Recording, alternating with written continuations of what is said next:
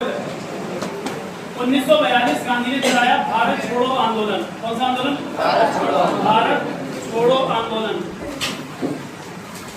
और भारत छोड़ो आंदोलन के समय गांधी ने एक नारा दिया, करो या मरो। देखो नारा तो बाद में बना, पहले स्टेटमेंट था, लेकिन स्टेटमेंट हमें नहीं पढ़ना। आप बस याद रखना, करो या मरो का नारा किसने दिया है? महात्मा गांधी 1942 के भारत छोड़ो आंदोलन में दिया है। ये भी सवाल एक बार पूछा हुआ है कि महात्मा गांधी के द्वारा करो या मरो का नारा कब दिया गया? भारत छोड़ो आंदोलन के समय। भारत छोड़ो आंदोलन की शुरुआत कब हुई?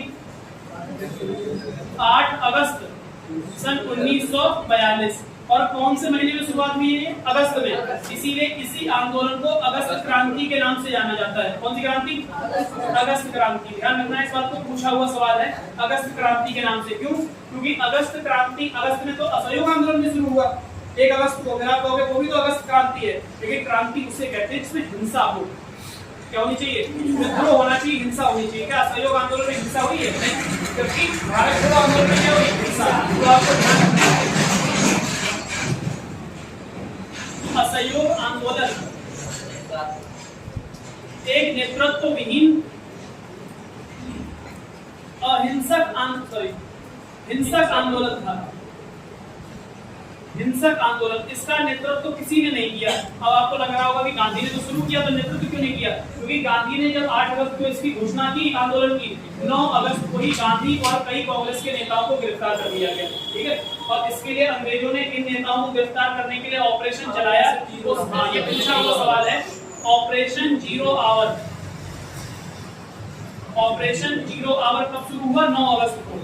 और 9 अगस्त 1942 को कांग्रेस के कई बड़े नेताओं को गिरफ्तार कर लिया गया। कांग्रेस के सारे ऑफिस सील कर दिए गए, कांग्रेस की सारी संपत्ति जब्त कर ली गई और कांग्रेस को एक देशद्रोही संस्था घोषित कर दिया गया। इतना काम कांग्रेस के साथ हो गया 1942 में।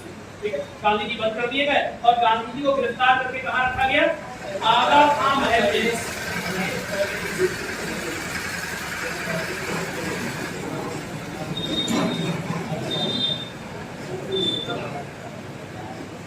आगा खां महल में गांधी को नजरबंद कर दिया गया।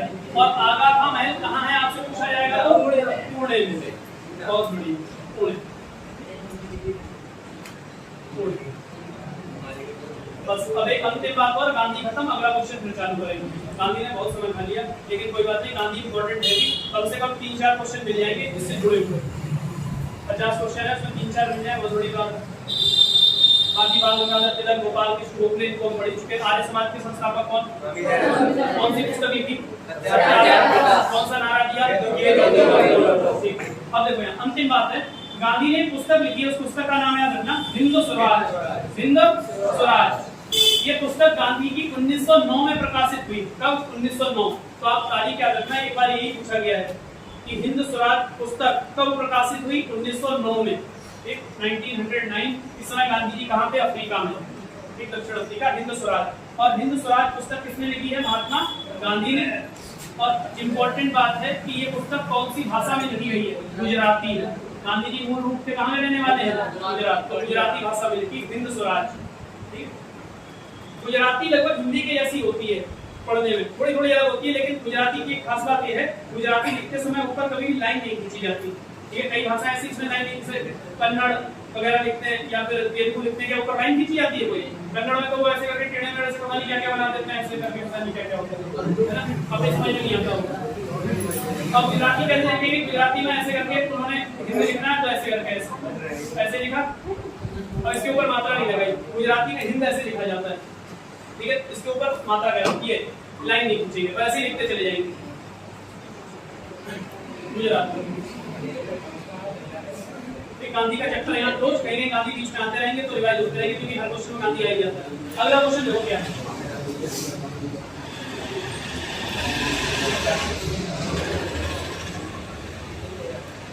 अगला सवाल है, प्रीवियस ईयर है, निम्नलिखित में से कौन चक्रवर्ती राजगोपालाचारी से ठीक पहले भारत का गवर्नर जनरल था? Lord Mountbatten. कौन था? Lord Mountbatten. तो देखो फिर यहाँ पे किसके बारे में लिखेंगे? Lord Mountbatten. अब सुनो, आपसे पूछे, बताइए भारत का अंतिम वायसराय कौन था? यही माउंटबेटन। पहला यही आंसर है, ऊपर आंसर लिखा हुआ, मैं क्वेश्चन लिख रहा हूँ नीचे। भारत का अंतिम वायसराय कौन? माउंटबेटन। अगली बात याद रखनी है आपको इसके बारे में, स्वतंत्र भारत का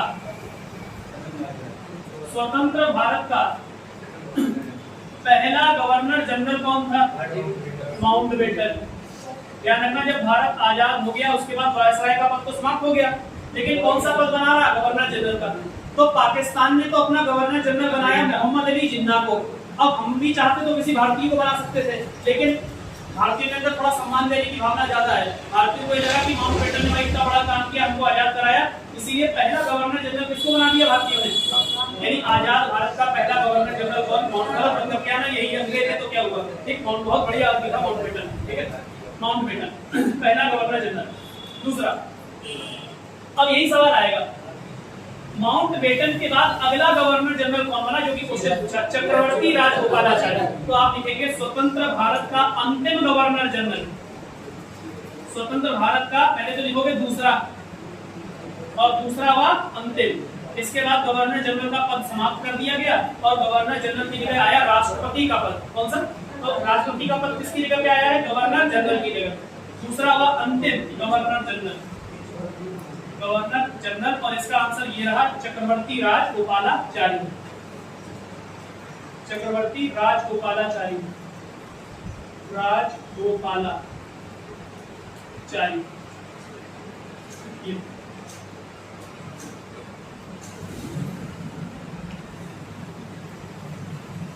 अभी पिछले महीने में एक तारीख गुजरी है 3 जून।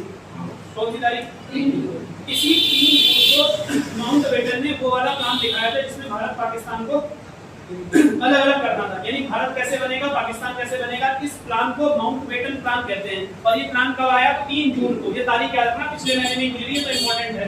3 जून भारत पाकिस्तान में कौन सी रियासतें आएंगी, कौन सी नहीं आएंगी, ये सब बंटवारा किसमें हुआ था? 3 जून के प्लान में। तो ये 3 जून प्लान कहा जाता है। तो आपसे अगर पूछा जाए, बताइए माउंटबेटन प्लान कब जारी हुआ था? 3 जून। ठीक, या 3 जून प्लान के नाम से किस प्लान को जाना जाता है? माउंटबेटन। दोनों एक ही बात है। इसी 3 जून प्लान को क्या कहा जाता है? Mountbatten plan. माउंटबेटन प्लान, ये डेट याद रखना, 3 जून। माउंटबेटन प्लान 3 जून।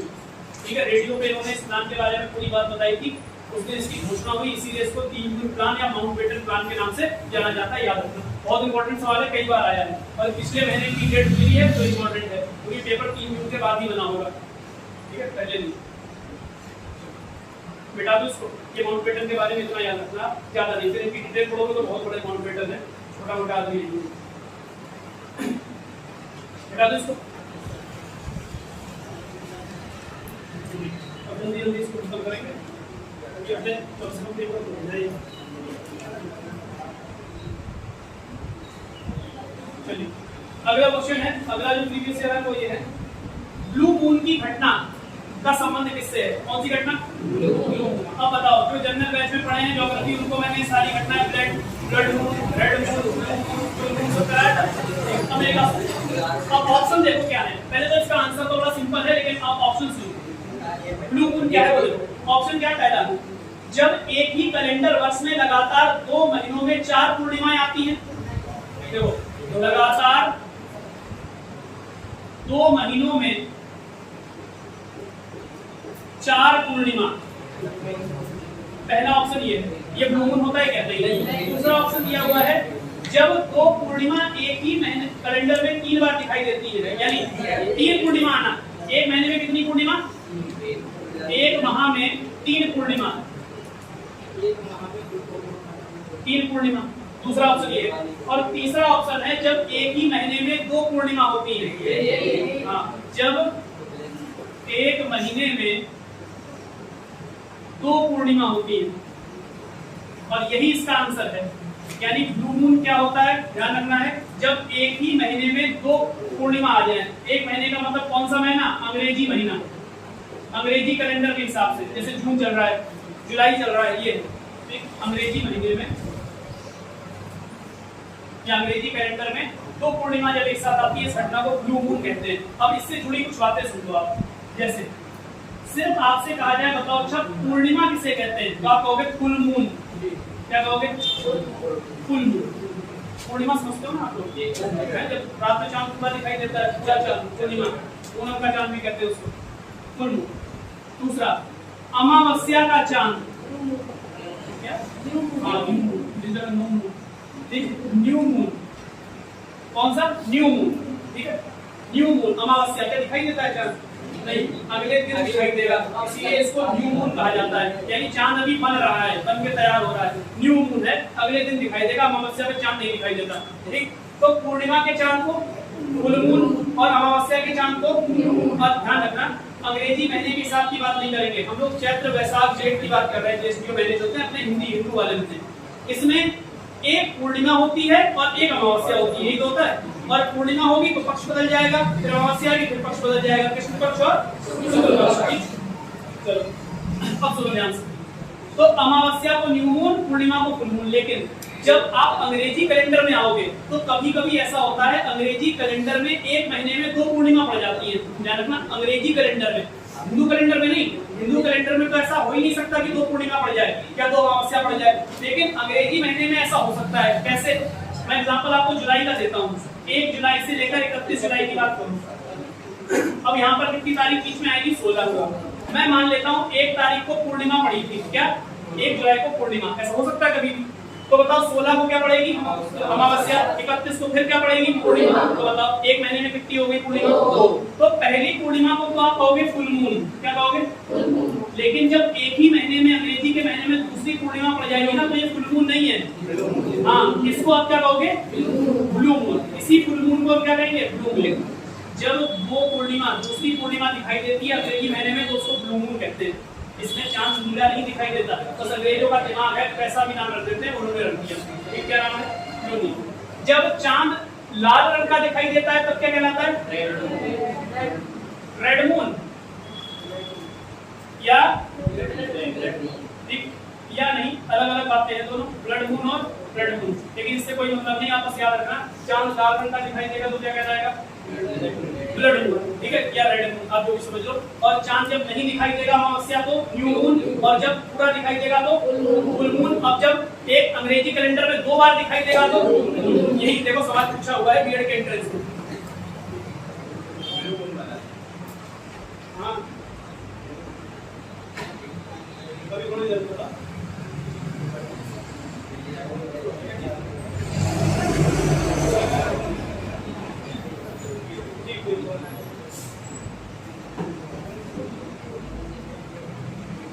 अगला देखो।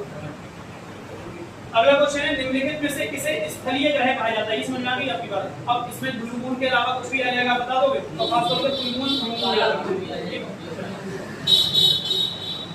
तो कुछ नहीं, पूर्णिमा जब भी आए तो आप फुल मून बोल लेना, तो 3 बार आपको याद हो जाएगा।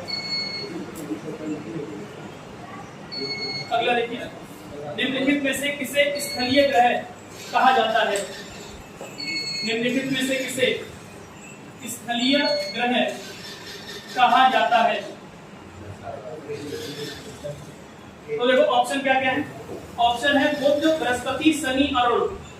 पहला ऑप्शन है बुध, दूसरा ऑप्शन है बृहस्पति, तीसरा ऑप्शन है शनि और चौथा ऑप्शन है अरुण। बताइए स्थलीय ग्रह कौन सा है? बुध है, बुध। अब पहचानना सीख लो जिनको नहीं मालूम, कुछ भी नहीं। सौर मंडल में कितने ग्रह? 8। पहले 9 हुआ करते थे, अब कितने हैं? 8 है। इसको बाहर कर दिया, यम ग्रह, 8 ग्रह हैं। तो देखो ये तो सूरज है, ये लाइन से 1 2 3 4 फिर 5 6 7 और 8, ये शनि ग्रह। ये ऐसे बना लिया, हमने सिंपल चित्र बनाया है। 8 ग्रह हो गए लाइन से। ये वाला ग्रह कौन सा है?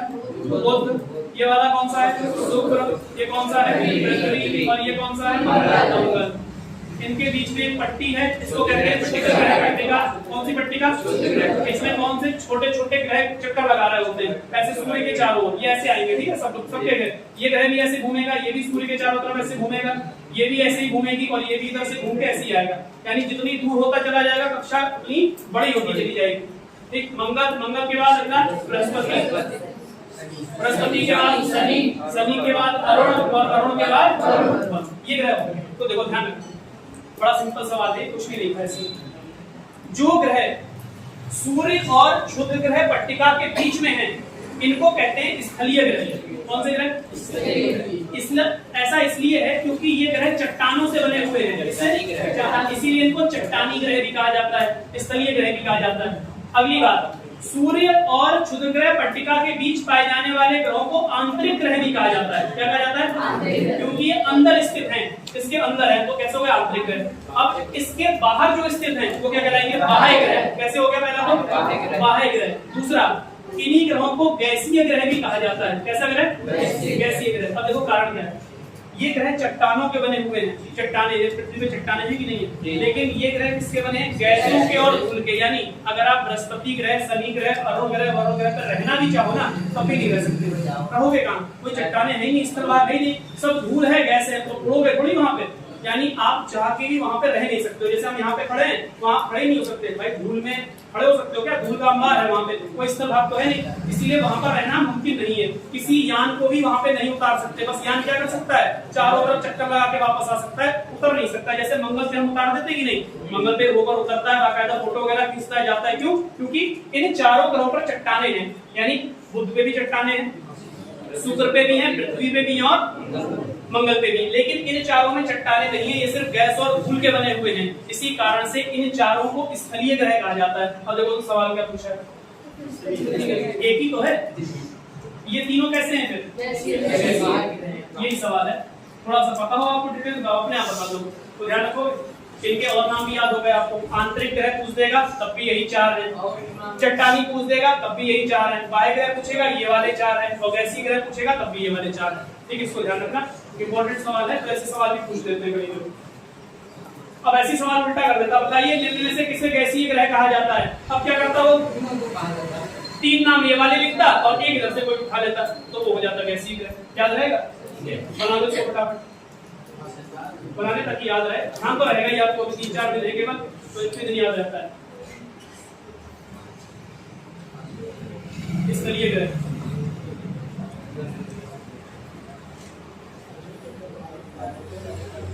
अब देखो यही फटाफट 2-3 क्वेश्चन और। शुक्र पे आओ, शुक्र के बारे में ज्यादा पूछा जाता है। शुक्र ग्रह को, इस शुक्र के बारे में लिख रहे हैं, शुक्र ग्रह को पहला पृथ्वी की जुड़वा बहन कहा जाता है। पृथ्वी की जुड़वा बहन, क्योंकि आकार में लगभग कैसा है? ये समान है। ये पूछा हुआ सवाल भी है, निम्नलिखित में से कौन सा ग्रह आकार में लगभग पृथ्वी के समान है? शुक्र ग्रह। दूसरा, इसी को कहते हैं भोर का तारा और इसी को कहते हैं सांझ का तारा, सांझ का तारा, और इसी को कहते हैं अंतरिक्ष की रानी। हाँ, अंतरिक्ष की रानी। और रात की रानी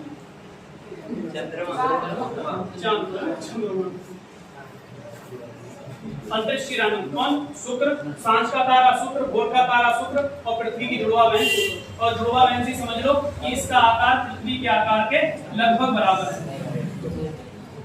पृथ्वी का आकार वाला ग्रह, ये शुक्र के ऊपर पूछे हुए सवाल है, ये आपको याद रखना है। और एक बात और याद रखनी है, सबसे गर्म ग्रह भी कौन है?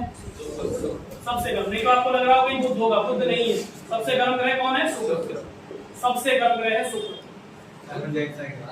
हाँ, कार्बन डाइऑक्साइड सबसे ज्यादा गर्म है। और बुध नहीं, बुध सबसे गर्म नहीं, बुध सबसे ज्यादा तापांतर वाला ग्रह है। ये अगर सवाल पूछा जाए सबसे अधिक तापांतर कौन से ग्रह पर है, तो बुध है। लेकिन सबसे ज्यादा ताप कौन से ग्रह पर है? दोनों बातें अलग अलग हैं। नहीं तो आप सोचो कि बुध पास में है तो ताप ज्यादा होगा, नहीं, तापांतर ज्यादा है। तापांतर का मतलब दिन के समय टेम्परेचर बहुत हाई और रात के समय टेम्परेचर बहुत लो, तो जब आप दोनों को घटाओगे तो क्या होगा? ज्यादा आएगा। क्यों? प्लस और माइनस में टेम्परेचर, तो माइनस माइनस क्या होगा? प्लस, तो जो ही आएगा ज्यादा होगा। अगला प्रश्न ज्यादा नहीं देंगे तो चलिए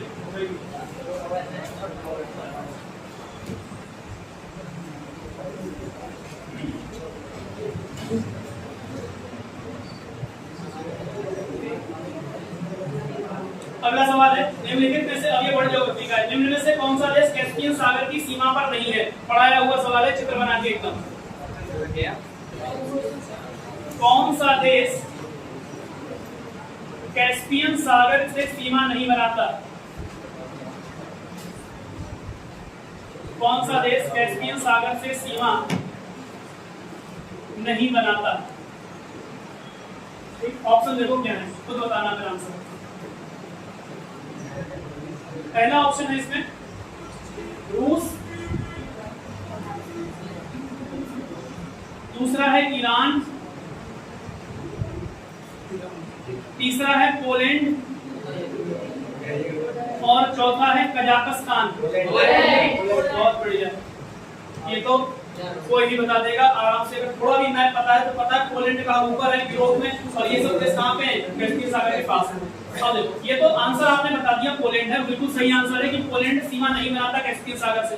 तो हमें ये तो पता होना चाहिए ना अगली बार के लिए, ताकि हमें आंसर लग सके कि कैस्पियन सागर से सीमा कौन बना रहा है। कैस्पियन सागर से कितने देश सीमा बनाते हैं? 5। कितने देश? 5। ये है कैस्पियन सागर।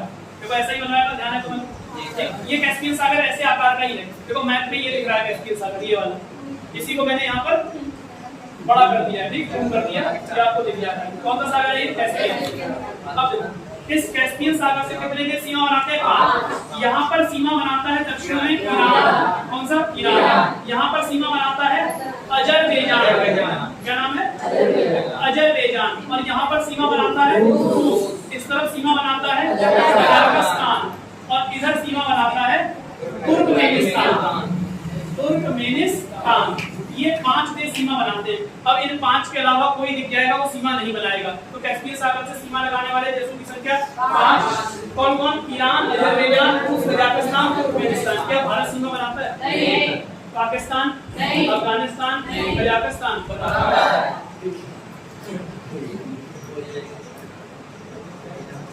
अजरबैजान। चलो लिख लो बेटा, अगला क्वेश्चन। चलो ये तो तुम्हारा पढ़ाई हुआ है, तुमको बता दो। क्वेश्चन है बुशमैन जनजाति, ये सब बीएड एंट्रेंस के प्रीवियस ईयर क्वेश्चन है, कहाँ पाई जाती है? और जिन्होंने ज्योग्राफी वर्ल्ड की पढ़ रखी है उनको अच्छे से मालूम है कहाँ पाई जाती है। कालाहारी मरुस्थल। ऑप्शन में भी वही है, ऑप्शन में अफ्रीका मालदीव नहीं, सीधा कालाहारी। देखो ऑप्शन क्या है? अटाकामा मरुस्थल, पहला ऑप्शन अटाकामा मरुस्थल। दूसरा ऑप्शन दिया है गोबी का मरुस्थल। देखो सारे मरुस्थल तुम्हारे पड़े हुए हैं, गोबी का मरुस्थल। इसीलिए आज मैंने अपनी तरफ से क्वेश्चन नहीं करवाया, प्रीवियस ईयर करा रहा हूं ताकि तुम्हें पता लगे फंसते भी ये क्वेश्चन। ये तो मैं लगा मैं अपने मन से दिखाता जाता हूं, जाता है एग्जाम, ठीक है। पेटागोनिया का मरुस्थल कहाँ है? अर्जेंटीना। और चौथा ऑप्शन दिया कालाहारी का मरुस्थल। कालाहारी का मरुस्थल। तो बताओ बुशमैन नाम की जनजाति कहाँ पाई जाती है? और मैंने तो आपको पूरा मैप बना के अफ्रीका की जनजातियां बताई, अलग अलग जनजातियां। एक जनजाति बताई थी मसाई, केन्या, जुलू, दक्षिण अफ्रीका, पिग्मी, मध्य अफ्रीका, बद्दू, उत्तरी अफ्रीका। राइट, ध्यान है? नहीं ध्यान है, कोई बात नहीं, ये याद कर लो। कौन सी? बुशमैन, ठीक। और बुशमैन कहाँ पाई जाती है? कालाहारी मरुस्थल में। और कालाहारी का मरुस्थल बोत्सवाना में है। कौन से देश में? बोत्सवाना नाम के देश में है। और बोत्सवाना की राजधानी का नाम है गैबोरोन। गैबोरोन, ठीक। इतनी बातें आपको याद होगी। ऐसा इसलिए कर रहे हैं, प्रीवियस ईयर पेपर ही है, तो पता लगा यहीं से कहीं क्वेश्चन उल्टा सीधा बना दे तो आपको पता लग जाएगा। दूसरा, पेटागोनिया का मरुस्थल कहाँ है? अर्जेंटीना। अर्जेंटीना। गोबी का मरुस्थल कहाँ है? चीन और मंगोलिया। चीन और मंगोलिया। और अटाकामा का मरुस्थल कहाँ है? चिली। यहाँ पर है चिली। अटाकामा का मरुस्थल है चिली। बहुत बढ़िया। दुनिया का सबसे शुष्क मरुस्थल कौन सा है? अटाकामा। सबसे सूखा मरुस्थल अटाकामा। इतनी बातें याद रखनी। अब देखो ध्यान से सुनो। अब आपसे सवाल, अगर एक सवाल हो यहाँ पे एक्स्ट्रा पढ़ लो। जहाँ जहाँ मरुस्थल बने हैं पूरे संसार में, वहाँ किनारे से कौन सी धारा गुजर रही है? ठंडी की गर्म? जिन जिन किनारों से ठंडी जलधारा गुजर जाएगी वहाँ किसका निर्माण हो जाएगा? मरुस्थल का निर्माण हो जाएगा। इस बात को भी याद रखना, ठीक। अब मुझे बताओ, अच्छा कितना याद ही है तुम्हें? इसको निपटाई लो जब आई गया, इसको बेटा क्या हो गया?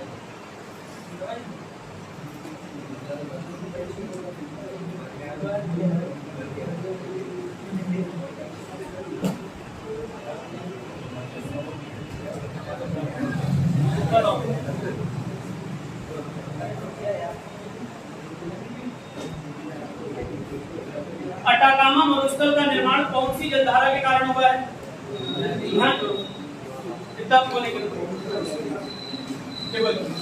अटाकामा का मरुस्थल ये है। ये मैंने आपको यहाँ पे करंट पढ़ाई थी, अगर महासागरीय जलधारा आपने पढ़ी है तो पेरू की जलधारा, जिसको हम्बोल्ट की जलधारा भी कहते हैं। तो अटाकामा का मरुस्थल कौन सी जलधारा के कारण बन रहा होगा? पेरू की जलधारा। ठीक, पेरू की जलधारा। इससे आपको दो चार जलधाराएं याद हो जाएगी। और ये कैसी जलधारा है? ठंडी। ठीक, दूसरा एक है सहारा का मरुस्थल। कौन सा?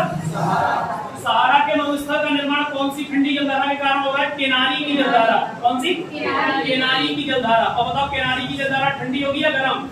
ठंडी। और मैंने आपको बताया था बिल्कुल सीधे बहने वाली जलधारा कौन सी है? यही केनारी की। और तो जलधारा ऐसे वक्र के रूप में मुड़ती है, और ये कैसी बहती है? बिल्कुल सीधी। ठीक, तो इसमें दो बातें होगी, एक तो ठंडी है और कौन से मरुस्थल का निर्माण करती है? सहारा के मरुस्थल का निर्माण। इसके अलावा कालाहारी और नामिब का मरुस्थल, ये दो मरुस्थल हैं। इनके निर्माण के लिए कौन सी जलधारा जिम्मेदार है? वेंगुला की जलधारा। कौन सी? वेंगुला की जलधारा। ये भी ठंडी जलधारा है, और ये भी क्या बनाती है? मरुस्थल बनाती है, मरुस्थल का निर्माण करती है। मैं आपको बता देता हूँ है कहाँ पे। ये देखो, ये पेरू की जलधारा है। देखो मैप में देख लो तो समझ आ जाएगा। ये पेरू की जलधारा है। ये केनारी की जलधारा है। कौन सी? केनारी की। देखो इसने यहाँ मरुस्थल बना दिया, इसने यहाँ मरुस्थल बना दिया सहारा का, और ये है वेंगुला की जलधारा। कौन सी? वेंगुला। वेंगुला की जलधारा ने कहाँ मरुस्थल बना दिया? यहाँ। ये नामिब का मरुस्थल और ओस्माना का मरुस्थल। इन तीनों को याद रखो, ज्यादा नहीं, फिर बहुत बड़ा हो जाएगा।